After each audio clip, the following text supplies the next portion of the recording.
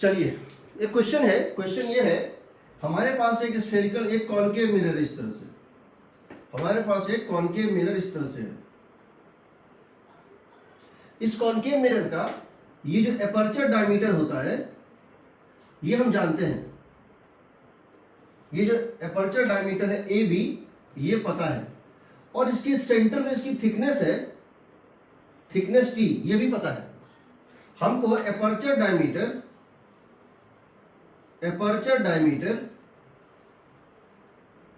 A be known है, ये हम निकाल सकते हैं, और थिकनेस टी भी जो है,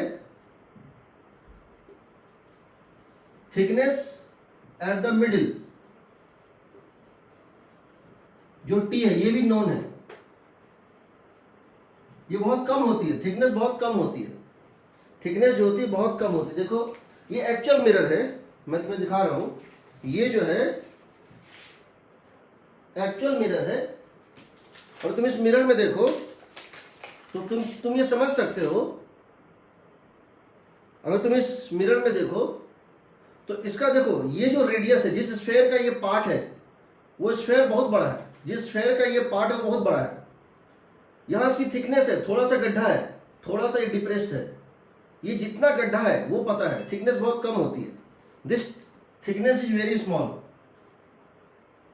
बट हम ऐसा कर सकते हैं, हम ऐसा कर सकते हैं कि इसकी इस सर्किल की रेडियस अगर हम इसको यहां डाल दें, इसको अगर हम यहां डाल दें और ऐसे करके हम एक सर्किल बना दें, तो इस सर्किल की रेडियस तो निकाल सकते हैं।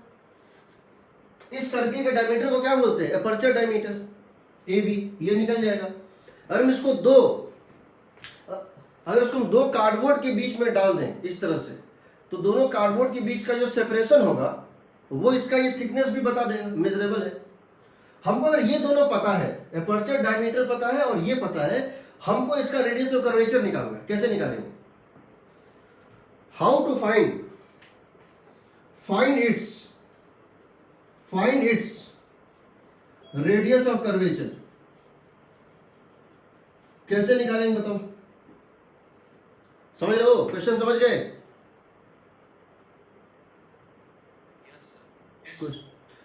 अब इसका रेडियस ऑफ कर्वेचर कैसे निकालेंगे वो देखो, आईटी पूछ चुकी है इसलिए बता रहा हूं, फिर से पूछ देगी, एडवांस से पूछा हुआ क्वेश्चन। इसके दो मेथड है तुम्हारे पास। पहला मेथड है कि तुम इसको ऐसे करके कंप्लीट कर दो, स्फेयर मान लेते हैं ये। पहला मेथड है कि अगर इसको हम सेंटर से ज्वाइन कर दें, मान लेते हैं रेडियस ऑफ कर्वेचर आर है, मान लेते हैं रेडियस ऑफ कर्वेचर आर है, ये पॉइंट मान लेते हैं कि डी है, तो क्या हम लिख सकते हैं from Pythagoras theorem that CB square is equal to CD square plus DB square, लिख सकते हैं। यानी कि हम सीबी क्या है बताओ? रेडियस ऑफ कर्वेचर का होल स्क्वायर, इसको क्या लिख सकते हैं? CD square. सीडी कितना है बताओ?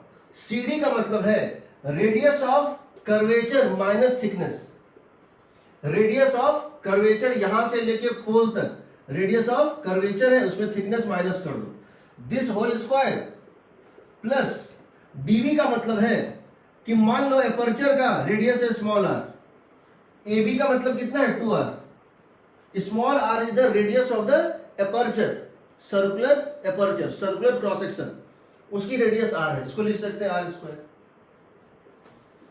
अब यहां अगर इसको एक्सपेंड करो तो ये R square is equal to R square plus T square minus 2rt plus R square, ये और ये कट जाएगा, तुमको आएगा R square is equal to T times of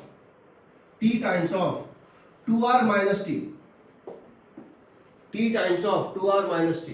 ठीक, अब तुम ये जानते हो कि r is very very very greater than T, radius बहुत बड़ा है, थिकनेस बहुत कम होता है, थिकनेस मिलीमीटर में होता है और रेडियस जो होता है वो मीटर में होता है, सेंटीमीटर में होता है, ये बहुत छोटा होता है। तो 2r माइनस टी को क्या लिख सकते हैं हम? 2r माइनस टी को क्या लिख सकते हैं? लगभग 2r ही लिख सकते हैं। तो उस केस में आर स्क्वायर क्या हो जाएगा बताओ? आर स्क्वायर आ जाएगा टी टाइम्स ऑफ 2r, यहां से रेडियस ऑफ कर्वेचर का वैल्यू आएगा R square by 2t, R square by 2t। ये प्लेनो कॉन्वेक्स लेंस में भी होता है। प्लेनो एक लेंस का एक सरफेस प्लेन है, एक सरफेस स्फेरिकल है, उसको बोलते हैं प्लेनो कॉन्वेक्स लेंस या प्लेनो कॉन्केव लेंस। और उसमें अगर आपको एपर्चर का रेडियस पता है और थिकनेस पता है तो रेडियस ऑफ कर्वेचर इतना आता है। ठीक, हो सकता है किसी क्वेश्चन में रेडियस ऑफ कर्वेचर ना दिया हो बट इनडायरेक्टली फाइंड करने के लिए पूछा गया। एग्जाम्पल ले रहे हैं। मान लेते हैं कि मेरे पास एक इस तरह से कोई चीज है, एक स्फेरिकल मिरर है और हमें ये दिया हुआ है कि इसकी जो थिकनेस है t, और इसका जो रेडियस ऑफ सर्कुलर एपर्चर है r दिया हुआ है 4 मिलीमीटर, और थिकनेस t दिया हुआ है, मान लेते हैं that thickness t is 0.1 millimetre. ये जो थिकनेस है वो 0.1 मिलीमीटर है, जबकि ये जो है एपर्चर का रेडियस 4 मिलीमीटर है। हमको इसका रेडियस ऑफ कर्वेचर इस स्फेरिकल मिरर का निकालना है। तो क्या करेंगे? According to this formula r is equal to R square by 2t। R square by 2t means 4 millimetre into 4 millimetre by 2 times of t का मतलब हो गया 0.1 मिलीमीटर। ये और ये कट गया, कितना आ गया बताओ? ये हो गया 16 बाय 0.2, 80 मिलीमीटर, यानी कितना हो गया? 8 सेंटीमीटर। तो अगर आपसे पूछा जाए ये देकर और ये थिकनेस दे दे सेंटर पे और radius of the circular aperture दे दे और रेडियस ऑफ कर्वेचर पूछ दें या फोकल लेंथ पूछ दें तो तुम निकाल सकते हो। रेडियस ऑफ कर्वेचर कितना आ गया? 8 centimetre. So focal length is 4 centimetre. उसके बाद एक न्यूमेरिकल भी पूछ सकते हैं, समझ रहे हो? इसका एक दूसरा मेथड भी है। मैथमेटिक्स का एक थ्योरम होता है। मैथ में एक थ्योरम है। थ्योरम ये कहता है किसी सर्किल में ऐसे एक कॉर्ड बनाओ। कौन सा कॉर्ड? इसका नाम दे दो, मान लो ई दे दो। ये एक कॉर्ड है ईपी और एक कॉर्ड है एबी। सर्किल में मैंने दो कॉर्ड बनाए हैं, एक कॉर्ड है एपी और एक है एबी। दोनों यहां पे इंटरसेक्ट कर रहे हैं। देखो, एक डायमीटर है और दूसरा कॉर्ड है, दोनों कॉर्ड ही है, दोनों इंटरसेक्ट कर रहे हैं। मैं यहां लिख सकता हूं, अगर मुझे पता है, मैं यहां लिख सकता हूं ई इंटू डी, यहां से यहां तक का डिस्टेंस, इंटू यहां से यहां तक का distance, E to D into D to P is equal to A to D into D to B. सुने हो कभी? सुने हो? यहां से यहां तक का distance ED into DP is equal to AD into DB. अब यहां क्या लिख दूंगा बताओ? एडी कितना है? आर। डीबी कितना है? आर। तो ये कितना हो गया? R square. राइट साइड देखो, ईडी क्या हो जाएगा? 2r minus T. ईडी कितना हो जाएगा? यहां से यहां तक का डिस्टेंस कितना था? डायमीटर 2r माइनस टी, और ये कितना है? टी। इसके बाद क्या करेंगे? Because T is very very very small, T बहुत कम होता है, बहुत छोटा होता है, तो 2r में से टी घटाओगे तो कोई खास फर्क नहीं पड़ेगा। तो इसको मैं लिख सकता हूं अप्रोक्सीमेटली 2r। तो सिंपल वही आ जाएगा 2rt is equal to R square. Same, agreed? इसको याद रखोगे। लिखो, मान लेते हैं इसका मैग्नीफिकेशन है +2, यानी ये 2 टाइम्स बन गया। अब जो ये इमेज बना 2 टाइम्स, वो किसी और चीज पे गिरा, उसने फिर इसका मैग्नीफिकेशन कर दिया 3 टाइम्स। तो क्या इसका लास्ट साइज इसका 6 टाइम्स होगा? पहले ने इसको 2 टाइम्स किया, इसका डबल कर दिया +2। दूसरे ने क्या किया? +3 टाइम्स। तो अब +2 का +3 टाइम्स तो +6 टाइम्स हो जाएगा। सिमिलरली पहले ने इसका +2 टाइम्स किया, डबल कर दिया +2 मतलब सेम डायरेक्शन में डबल कर दिया। नेक्स्ट ने उसका -3 कर दिया, तो उल्टा डायरेक्शन में क्या हो जाएगा? 6 टाइम्स हो जाएगा। तो बेसिकली कहने का मतलब है कि जब एक के बाद एक ऑप्टिकल इवेंट्स हो तो नेट मैग्निफिकेशन होता है m1 into m2 into m3 dot dot dot. Agreed? देखते हैं तो समझिएगा मैं जो कहना चाह रहा हूं कि अगर एक एक करके ऑब्जेक्ट और इवेंट बनता जा रहा है, अगर कोई भी ऑप्टिकल फेनोमेना है, रिफ्लेक्शन हो या रिफ्रैक्शन हो, अगर आप ए से बी पे जा रहे हैं, अगर ए ने इमेज बनाया मैग्निफिकेशन बी, ए के कारण मैग्निफिकेशन था m1 और बी के कारण है m2, तो लास्ट मैग्निफिकेशन होगा m1 into m2। Magnification multiply होता है, किसी चीज को 2 टाइम्स करो और फिर उसको 3 टाइम्स करो, तो 5 टाइम्स नहीं, वो 6 टाइम्स हो जाएगा। एग्जाम्पल समझते हैं। मान लेते हैं मेरे पास यहां एक कॉनकेव मिरर है,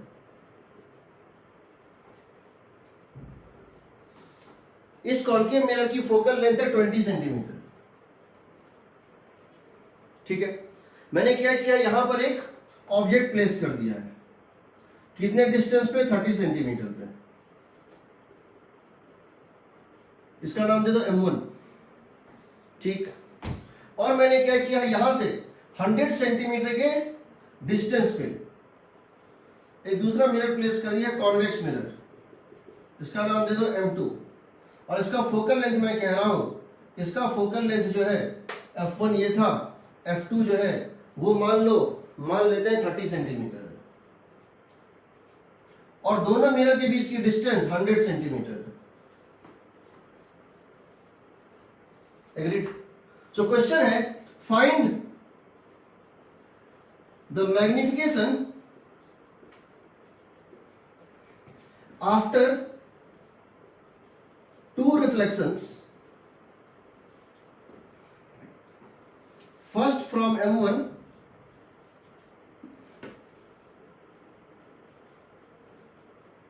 and second from m2।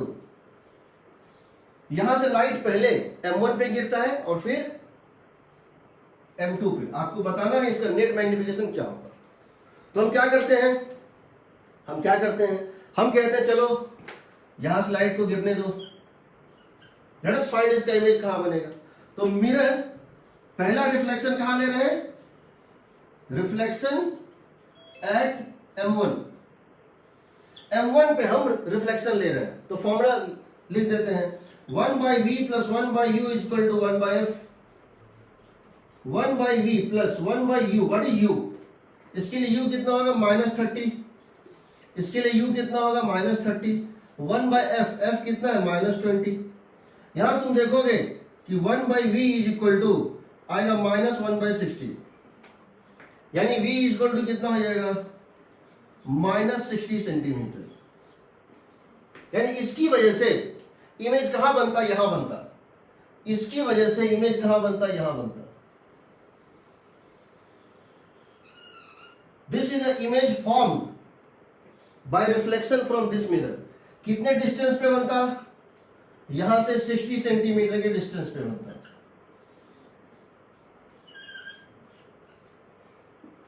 यहां पे इसका इमेज बनता I1। नाउ ये इमेज जो बना, जब ये लाइट इस पे गिरेगा तो ये जो है इमेज, ये क्या होगा, ये मिरर m2 के लिए ऑब्जेक्ट का काम करेगा। तो पहले हम मैग्निफिकेशन m1 निकाल लेते हैं, minus of v/u। Minus of v/u का मतलब है v is -60, u is -30, -2। Inverted image बना है, यहां पे क्या बना है, इन्वर्टेड इमेज बना है। अगर ऑब्जेक्ट इस तरह से हुआ, ऑब्जेक्ट अगर इस तरह से होगा तो इमेज इसका उल्टा होगा और नीचे होगा, 2 टाइम्स नीचे की तरफ होगा। चलो अब आते हैं reflection eight second surface. Reflection at m2। m2 पे देखते हैं कैसा रिफ्लेक्शन होगा। लेट अस सी m2 पे क्या होगा, क्या लिख दें, 1/v plus 1/u is equal to 1/f। 1/v plus 1/u, बताओ इसके लिए ऑब्जेक्ट डिस्टेंस क्या होगा। देखो यहां से यहां तक हो गया 60, टोटल था दिस 100, तो यहां कितना बच गया था 40। और इसके लिए लेफ्ट डायरेक्शन क्या है पॉजिटिव, इसमें क्या माने थे राइट को पॉजिटिव, क्योंकि यहां पे इंसिडेंट रे राइट वर्ड था, यहां इंसिडेंट रे लेफ्ट वर्ड है। तो ये जो है क्या हो जाएगा -40, ये हो जाएगा u।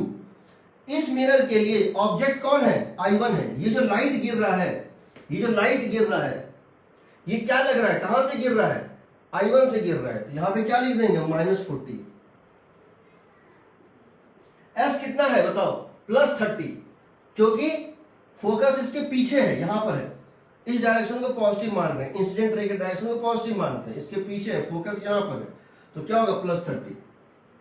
तो बताओ 1/v कितना आ जाएगा, 1/40 + 1/30 and that is equal to 5/120 I think so, नहीं हाँ 120, 5/120 यानी कि 1/24, यानी कि v कितना हो गया बताओ 24। 24 का मतलब है इसके पीछे ये जो इमेज बनेगा, फाइनली जो यहां पे इमेज बनेगा वो इमेज इसके पीछे बनेगा, कितने डिस्टेंस पे 24 के डिस्टेंस पे बनेगा। हाँ सर वो 7/120 होगा। 7/7 होगा ना, 3 + हाँ 7 होगा, सही 7 होगा ना,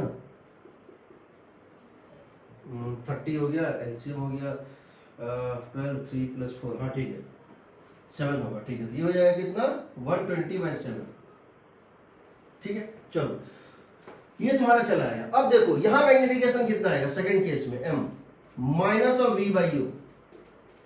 what is v, what is v, v का वैल्यू यहां पर है 120/7, v का वैल्यू यहां कितना है 120/7 प्लस साइन के साथ, 1/v था 120, 7/120, u कितना था यहां -40, u था -40, so that means this would become equal to minus plus, तो ये आएगा 3/7 प्लस 3/7, यानी यहां पर इरेक्ट इमेज बन रहा है।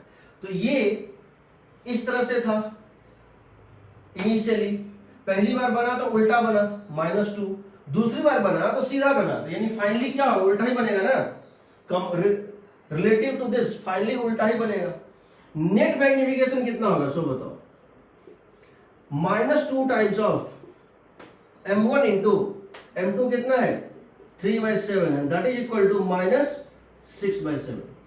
so final image is diminished, diminished क्यों, because this value is less than, because this value is less than 1, magnitude less than 1, so this is diminished and minus sign, so that means final image is inverted and diminished। Minus sign का मतलब है inverted, mod इसका magnitude कौन से कम है मतलब है diminished, ठीक है, तुम निकाल सकते हो, समझ रहे हो। नेट मैग्निफिकेशन क्या हो जाएगा m1 इंटू m2, यानी अगर ऑब्जेक्ट की साइज होती 7 मिलीमीटर, अगर ऑब्जेक्ट की साइज क्या होती 7 मिलीमीटर, तो फाइनल इमेज का साइज बनेगा उल्टा 6 millimetre, -6/7 into 7 millimetre, 6 millimetre inverted image बनेगा। एग्रीड।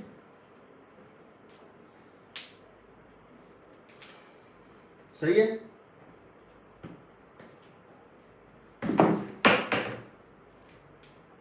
तो जो पहला लाइट इस पे गिरा, इमेज बना लो, उस इमेज को ऑब्जेक्ट मान के इस पे भी इमेज निकाल लो, इसका मैग्निफिकेशन निकाल लो पहले रिफ्लेक्शन में और दूसरे रिफ्लेक्शन में। नेट मैग्निफिकेशन होगा multiplication of the two reflections, ठीक है, लिखो,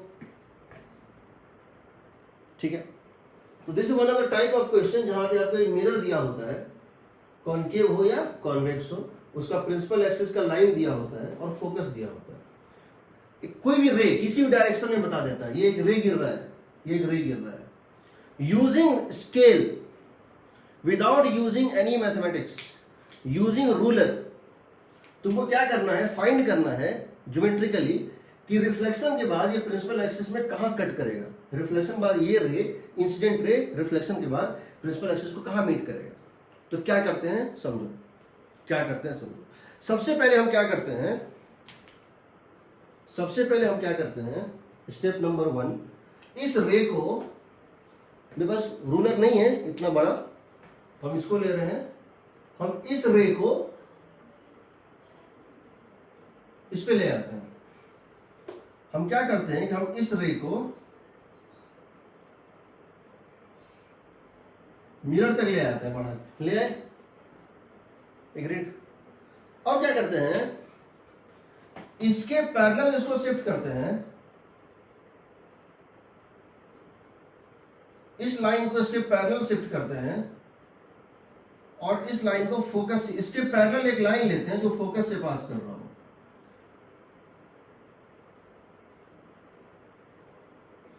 इसके पैरेलल एक लाइन लेते हैं जो फोकस से पास कर रहा हूं, इसके पैरेलल इसको शिफ्ट करते हैं और एक लाइन लेते हैं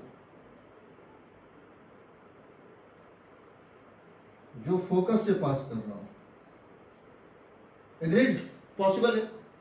इसको पैरेलल ट्रांसलेट करना है और फोकस से पास करा देना।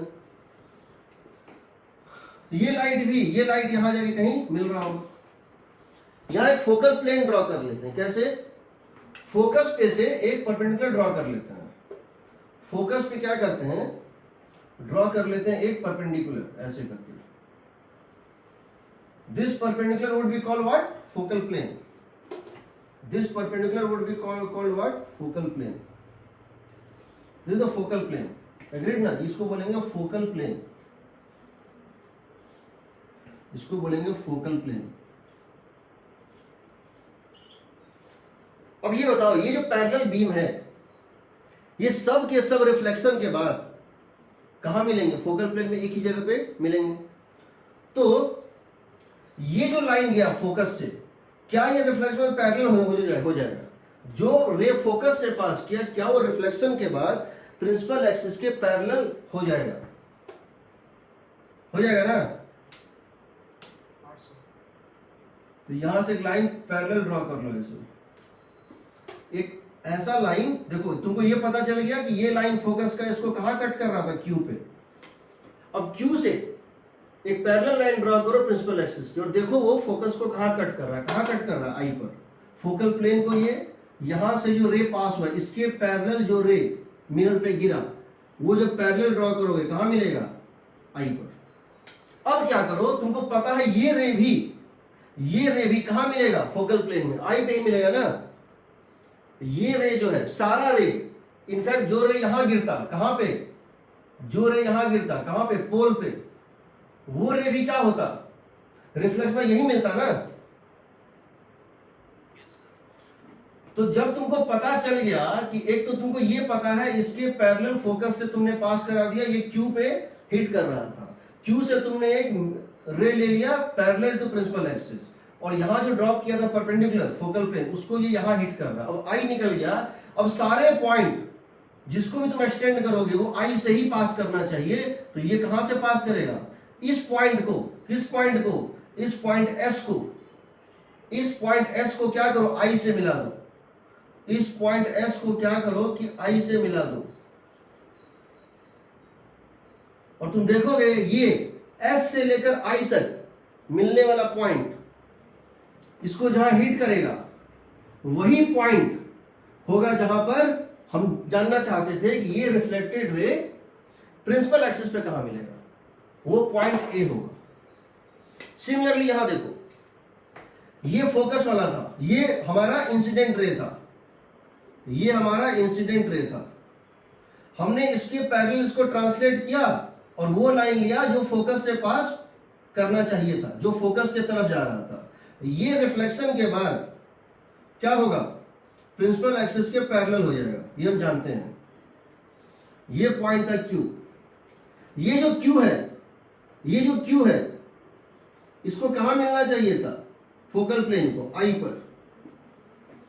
तो अगर हम बात करें इसकी, अगर हम बात करें तो ये जो रे गिरा, ये रिफ्लेक्शन बाद पैरेलल हो गया, और ये फोकल प्लेन को आई पे मिल रहा था। होना क्या चाहिए, ये जो रे है, ये जो रे है, ये भी रिफ्लेक्शन के बाद क्या होना चाहिए, आई से ही पास करना चाहिए। ये भी रिफ्लेक्शन के बाद कहां से पास करना चाहिए, आई से ही पास करना चाहिए। तो देखो इस पॉइंट एस को आई से मिला दो, इस पॉइंट एस को क्या करो, आई से मिला दो,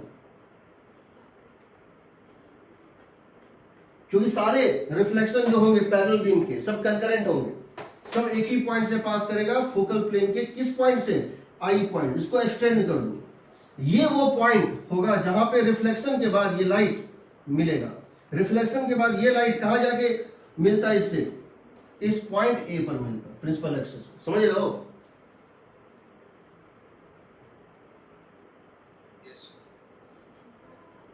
यूरोडो में ये क्वेश्चन है, यही डायग्राम है, ऐसा ही है, और बताया है आपको, बताना है कहां मिलेगा विदाउट यूजिंग मैथमेटिक्स। तो याद रखना, तुमको जो भी रे दिया है, तुमको 2 पॉइंट चाहिए। अगर हमको ये मिल जाए कि ये रे कहां हिट किया, एस, और इसको कहां मिलना है, इस पूरे रे को कहां कन्वर्ज करना है, एस और आई मिल गया, तो line joining S and I is the reflected ray, is the reflected ray. तो क्या करेंगे हम, सबसे पहले हम इस लाइन को एक्सटेंड करके एस पे हिट करा दो, एस निकल गया। फिर इसके पैरेलल एक लाइन को फोकस से पास कराओ और इसको क्यू पे हिट करा दो। फिर क्यू के पैरेलल एक बीम ले लो और इसको फोकल प्लेन में से मिट करा दो आई पर। अब हम जानते हैं एस से जो लाइट रिफ्लेक्ट किया वो भी आई से ही पास करेगा, cutting the principal axis at A. वही काम कर रहे हैं दोनों में।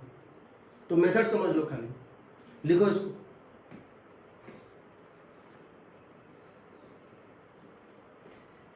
इंटेंसिटी क्या होता है ये तुमको बताएंगे ज्यादा डिटेल में जब तुम वेव ऑप्टिक्स में जाओगे, तो वेव ऑप्टिक्स में। और अभी थोड़ा समझ, इंटेंसिटी होता है एनर्जी फॉलिंग पर सेकेंड पर मीटर स्क्वायर। इसका मतलब है ये किसमें होगा, वाट पर मीटर स्क्वायर में, वाट पर मीटर। तुमने गांव में देखा होगा कि एक बच्चा, हम लोग अगर कभी टॉर्च लेते हैं, एक टॉर्च ले लो, सिंपल टॉर्च जो होता है, टॉर्च में रोशनी इस तरह से जाती है, टॉर्च की रोशनी इस तरह से निकलती है, देखोगे तो क्या होता है, यू कैन सी कि तुम अपने हैंड को, अपने पाम को यहां रखोगे और यहां रखोगे, तो तुम देखोगे यहां पर ये ब्राइट है, यहां इसमें ब्राइटनेस ज्यादा होती है, और यहां पर देखोगे तो ये फेंट होगा। क्यों होगा, पावर सेम है।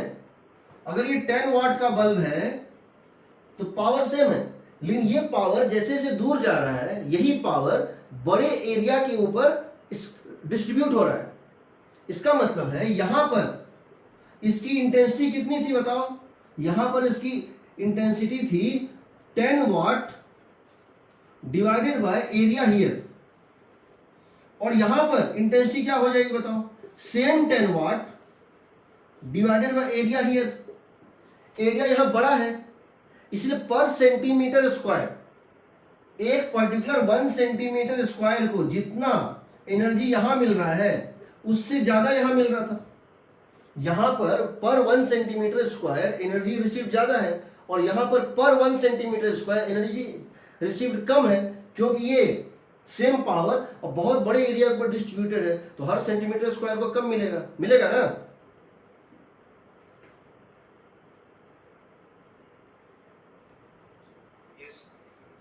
अब समझो, अगर कोई बल्ब है या पॉइंट सोर्स है, स्फेरिकल या पॉइंट सोर्स है, इसमें रोशनी हर तरफ निकलती है, इसमें जो रेज होते हैं ये हर तरफ निकलते हैं इस तरह से।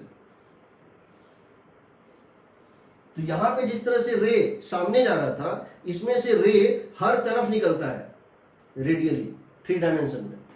तो इस केस में ये जो पावर है ना P वाट, ये एक्सपेंड करता है किसके ऊपर, एक स्फेयर के ऊपर।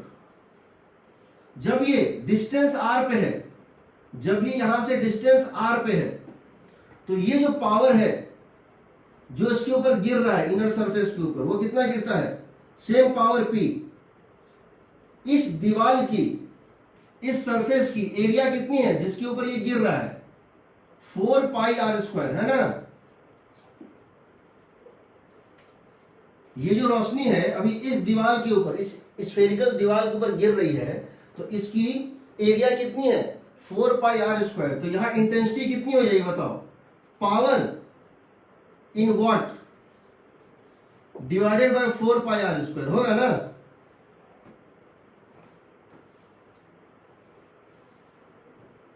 होगा ना? इसीलिए जब इसका रेडियस बड़ा करोगे, जब स्फेयर यहां लोगे, तो क्या होगा? सरफेस एरिया बढ़ जाएगा, बट पावर तो सेम है, पर सेकेंड एनर्जी तो सेम पास हो रहा है, तो पावर सेम है बट एरिया बढ़ जाएगा, इसलिए इंटेंसिटी घट जाएगा। समझ रहे हो ना? यहां किसी को कोई डाउट है? हाँ, स्फेयर है। ये पावर, ये जो सोर्स है, ये पॉइंट सोर्स है। फॉर पॉइंट सोर्स और स्फेरिकल सोर्स,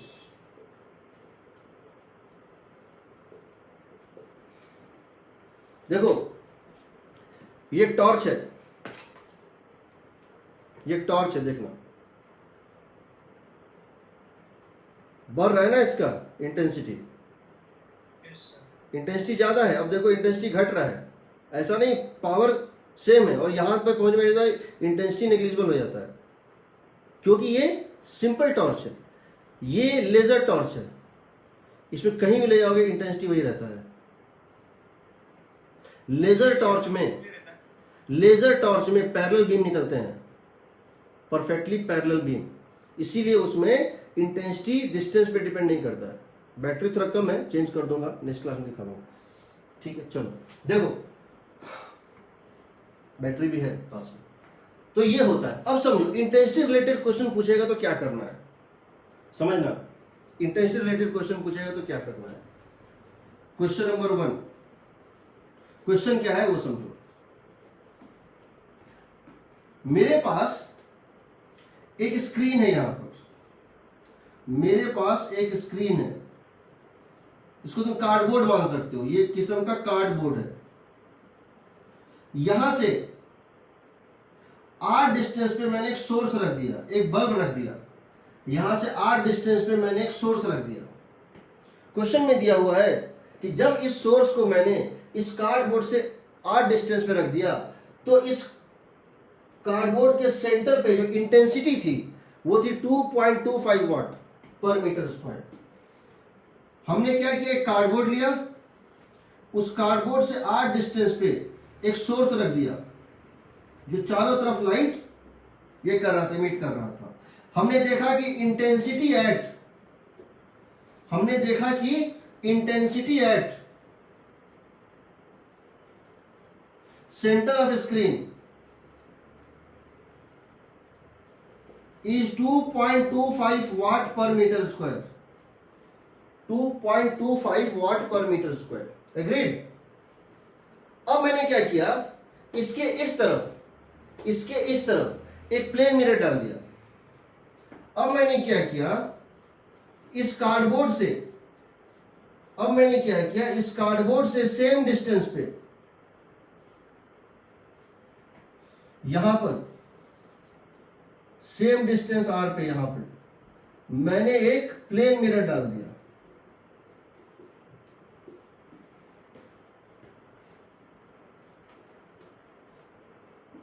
अब बताना है यहां पर इंटेंसिटी कितना होगा।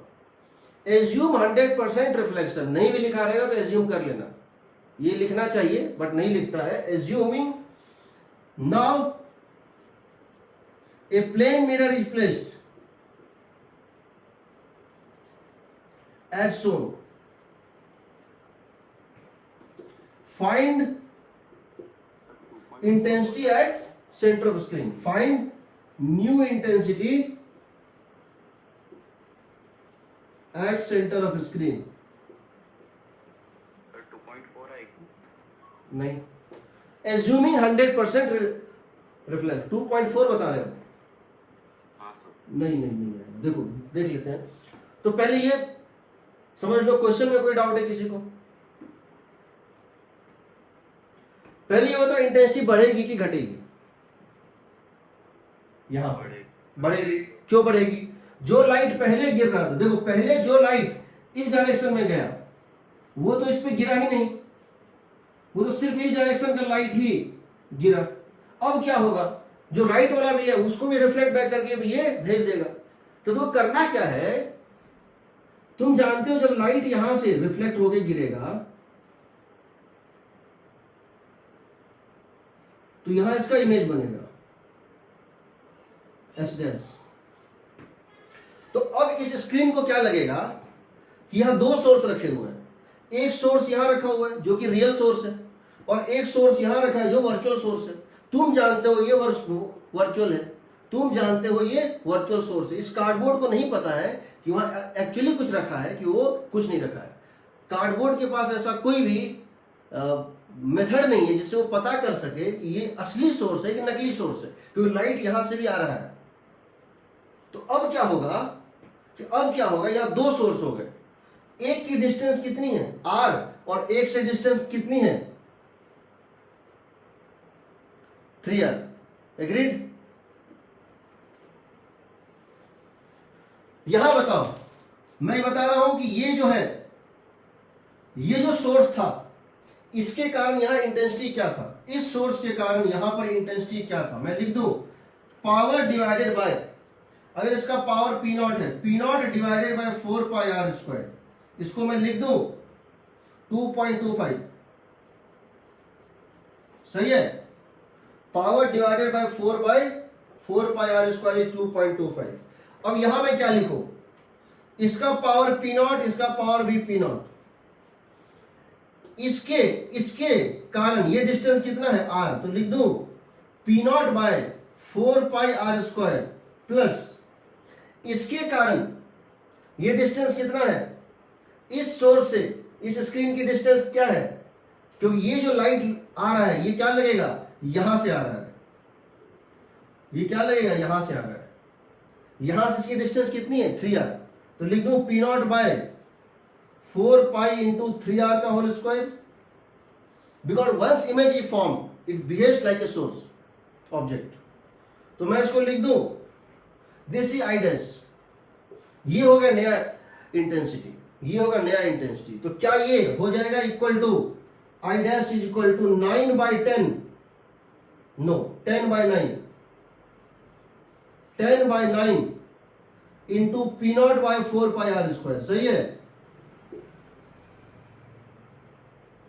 It correct? देखो 4 pi R square, 4 pi R square common, 1 plus 1/9, so that would equal to 10/9 times of I naught. I naught means 2.25 होगा। ये 2.5 वाट, क्या ये 2.5 वाट आएगा?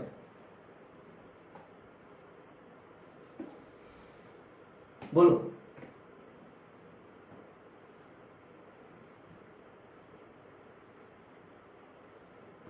याद रखना, पावर होता है किसी पॉइंट पे सोर्स का power divided by 4 pi into distance का स्क्वायर।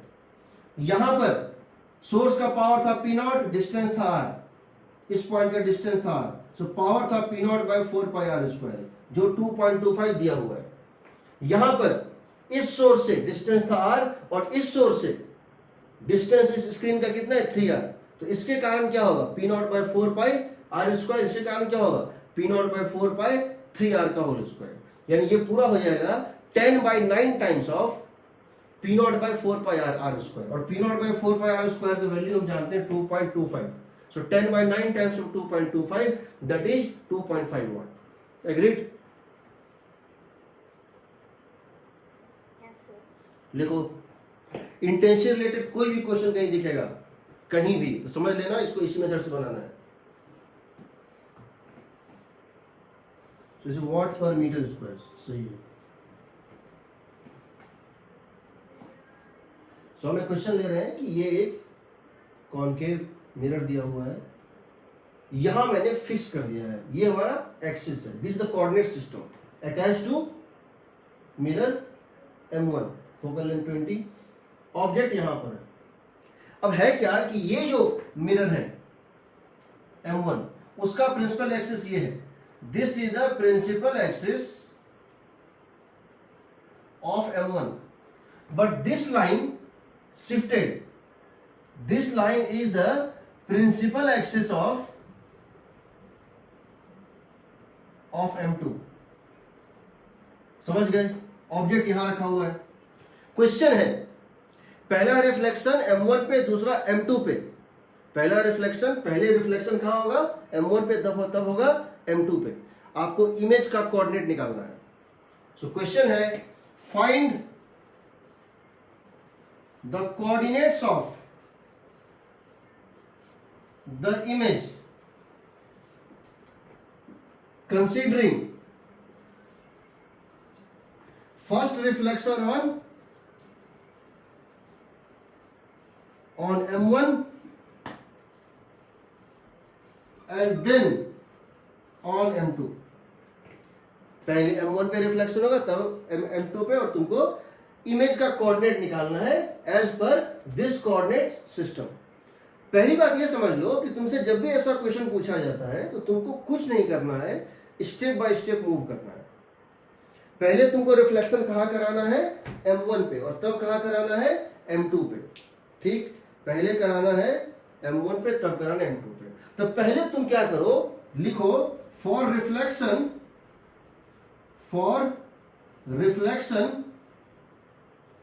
ऑन M1 पे जो रिफ्लेक्शन होगा उसके लिए लिखें 1/v plus 1/u is 1/f। ये तो लगना ही है। कोई भी question step by step solve होता है, उसको करोगे सब हो जाएगा। 1/v, what is u? इस मिरर पे अगर रिफ्लेक्शन होगा, ऑब्जेक्ट से अगर इस मिरर पे रिफ्लेक्शन होगा तो u की वैल्यू क्या आएगी? -30। ऑब्जेक्ट से अगर रे गिरेगा M1 के ऊपर तो यहां से बेस यहां ड्रॉप करोगे परपेंडिकुलर, ऑब्जेक्ट ये डिस्टेंस कितना होगा? 30, -30 is equal to 1/, focal length कितना है? -20। यहां से आएगा v is equal to -60 centimetre. v की वैल्यू कितना निकल रहा है? -60 सेंटीमीटर।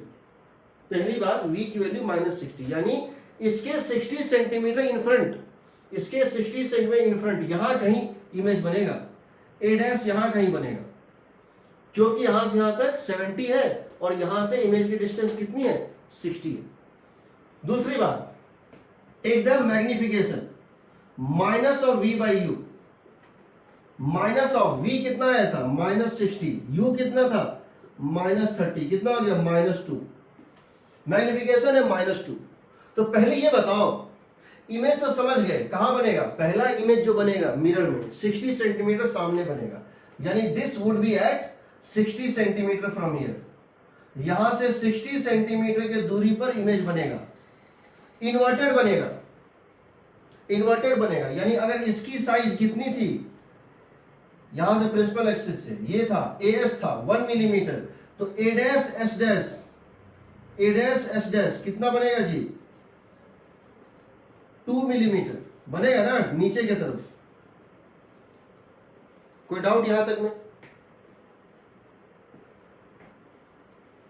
कोई डाउट यहां तक में? अब ये जो है A', ये ऑब्जेक्ट का काम करेगा, किसके लिए? इस कॉनकेव मिरर के लिए। सेकेंड रिफ्लेक्शन लो, ये था फर्स्ट रिफ्लेक्शन, ये था first reflection. Now take second reflection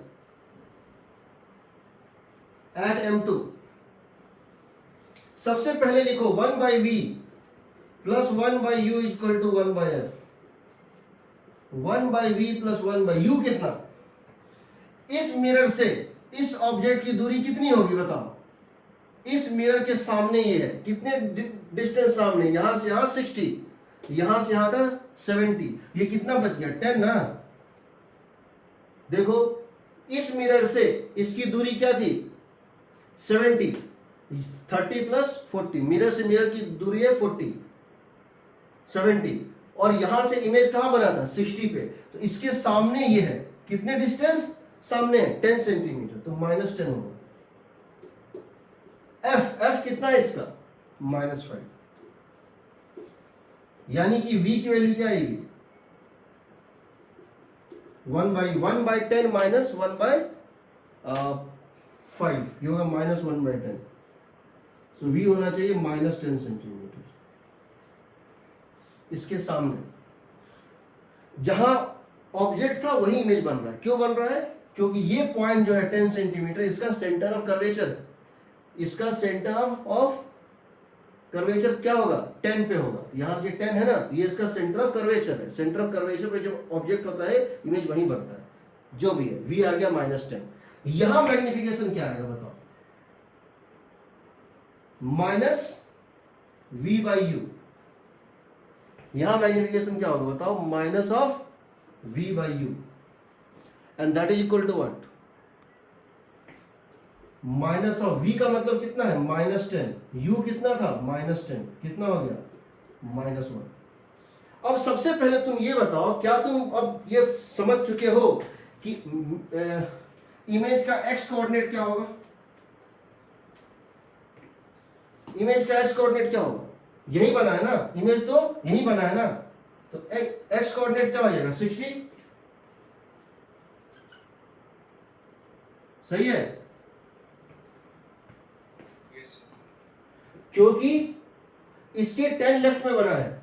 इसका मतलब इस कोऑर्डिनेट सिस्टम से 70 - 10 प्लस 60 सेंटीमीटर, तो 4 ऑप्शन जो होंगे जिसमें x कोऑर्डिनेट प्लस 60 सेंटीमीटर नहीं, वो गलत है। और 2 में पक्का x कोऑर्डिनेट प्लस 60 नहीं होगा, पक्का, कम से कम 2 में प्लस 60 सेंटीमीटर नहीं होगा, तो ये तो वहीं चला गया। अब आओ y कोऑर्डिनेट पे। अब y कोऑर्डिनेट कैसे निकालें?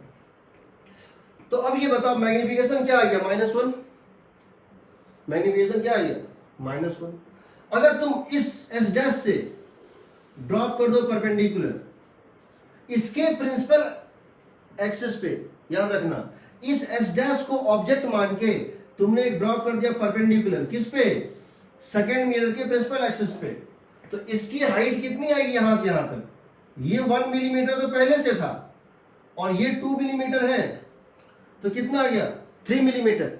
3 मिलीमीटर को क्या कर रहे हो, -1 से मल्टीप्लाई कर रहे हो, तो इमेज इस तरह से बनेगा, S" यहां होगा, S" यहां होगा, गेटिंग, S" यहां पे होगा। तो ये बताओ ये कितना ऊपर होगा, -1 था ना, ये बताओ यहां से प्रिंसिपल एक्सिस ये कितना नीचे था, -3, मतलब -3, उसको -1 से मल्टीप्लाई किए, ये आ गया 3 मिलीमीटर। इसके ऊपर, इसके प्रिंसिपल एक्सिस से कितना ऊपर, 3 मिलीमीटर ऊपर, तो इसका y कोऑर्डिनेट कितना होगा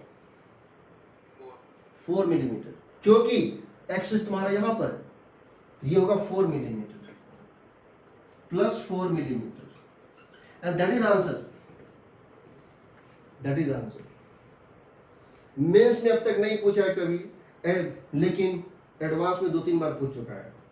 कभी लेंस में पूछता है, कभी मिरर में पूछता है, बट कोऑर्डिनेट निकालने पूछता है। एडवांस में 2-3 बार पूछ चुका है, समझ लो इसको। हमने क्या किया, कुछ नहीं किया। ऑब्जेक्ट है S, इस मिरर के लिए प्रिंसिपल एक्सिस पे नहीं है, इस मिरर के लिए प्रिंसिपल एक्सिस पे नहीं है, तो हमने इस पॉइंट से यहां ड्रॉप कर दिया परपेंडिकुलर, ताकि हमको हाइट निकल जाए। U को ले लिया -30, F का वैल्यू है -20, V की वैल्यू आगे -60, इसके सामने 60 पे बनेगा। इस पॉइंट A का इमेज A' प्रिंसिपल एक्सिस पे, और S का S' जो प्रिंसिपल एक्सिस पे नहीं होगा। मैग्निफिकेशन आ गया -2, यानी पहला जो इमेज बना वो यहां से कितने डिस्टेंस पे बना 60 पे, यानी यहां से कितने पे बना 10 पे। मैग्निफिकेशन कितना -2, यानी ये जो 1 मिलीमीटर था वो उलट के क्या हो गया 2 मिलीमीटर बन गया।